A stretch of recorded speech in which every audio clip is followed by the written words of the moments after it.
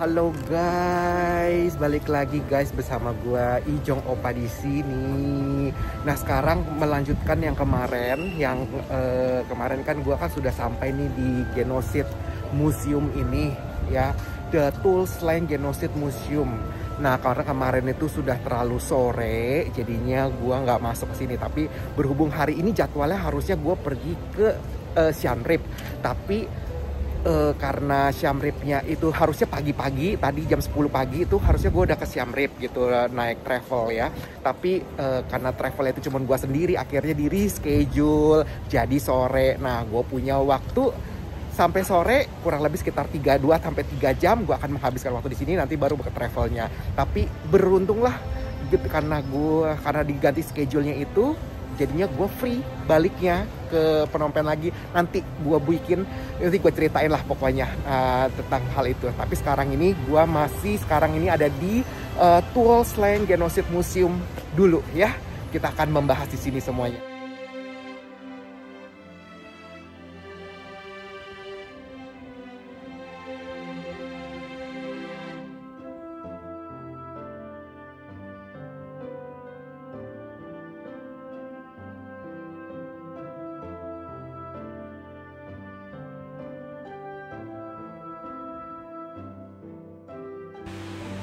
Gedung A di Museum Genosida Tulslang berfungsi terutama sebagai fasilitas penyiksaan, ruang interogasi selama rezim Khmer Merah. Ruang kelas di lantai dasar diubah menjadi ruang interogasi dan penyiksaan, di mana para tahanan disiksa secara brutal untuk mendapatkan pengakuan.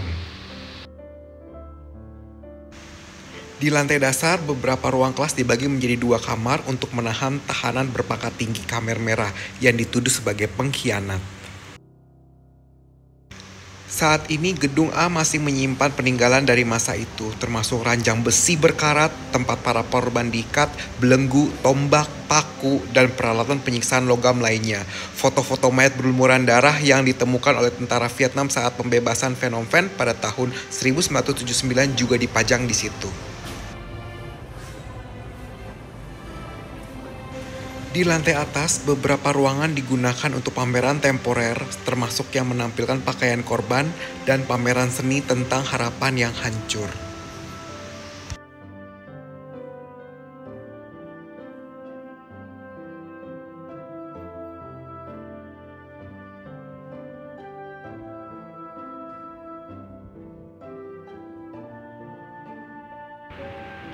Dalam interogasi, setiap tahanan wajib menjawab semua pertanyaan dengan cepat dan tidak boleh ada yang ditutupi. Begitu pula ketika disiksa, tidak boleh merasa sakit, menangis, bahkan berteriak. Sungguh kejam rezim Khmer Rouge ini.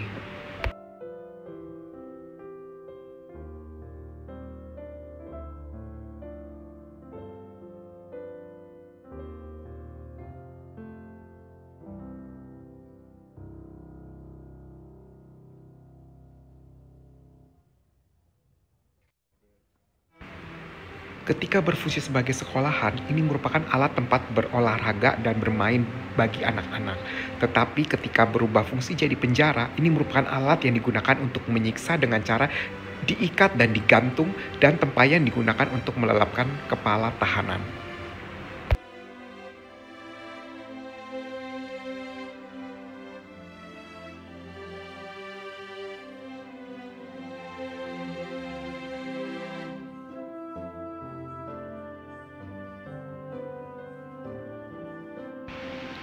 Kelas-kelas di gedung B ini dirubah menjadi sel tahanan. Di lantai dasar dibuat sel kecil dengan ukuran 0,8 meter x 2 meter, dibatasi dengan batu dan kayu. Pada lantai kedua, terdapat ruangan yang lebih besar untuk menampung puluhan tahanan. Salah satu ruangan di gedung B dijadikan kantor dokumentasi dan administrasi S21. Ketika situs dijadikan museum sejak tahun 1979, banyak sel di gedung B dihilangkan untuk memberi ruangan pameran. Sekarang dinding-dinding gedung B dipenuhi dengan foto ribuan narapidana yang ditangkap dan menjalani interogasi di S21. Gedung B juga menampung lukisan dari Van Nah, salah satu penyitas S21, yang menggambarkan kehidupannya dan penderitaan tahanan selama masa pemenjaraan.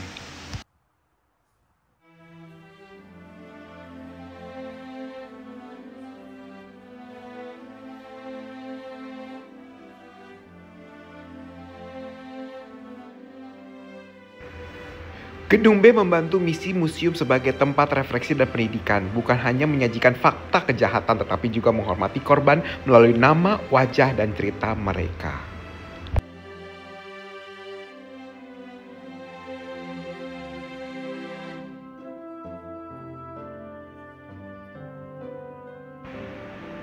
Gedung C adalah bangunan yang digunakan Khmer Merah untuk menahan tahanan dalam sel-sel kecil. Biasanya untuk mereka yang dianggap berbahaya atau membutuhkan isolasi total. Banyak sel dibuat dengan tembok bata merah, ada juga yang menggunakan kayu. Tahanan diikat dengan rantai besi ke lantai atau dinding. Tahanan di gedung C terisolasi secara total dan tidak boleh berbicara satu sama lain. Pemberian makanan pun sangat minim dan diberikan melalui pintu kecil. Ruang tahanan tidak ada ventilasi, panas, gelap, dan penuh dengan nyamuk. Gedung C terasa lebih otentik dan lebih sunyi dibandingkan gedung lain karena hampir seluruh struktur dibiarkan seperti keadaan saat ditemukan tahun 1979.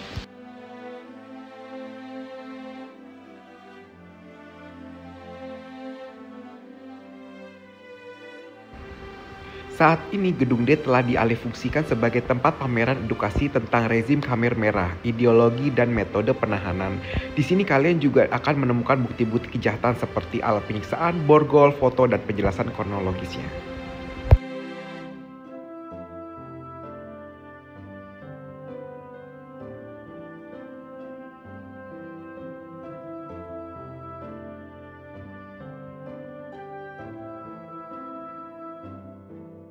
Oke guys, jadi setelah tadi ngelihat-lihat keliling-keliling, jadi konklusinya itu di sini itu merupakan sebelum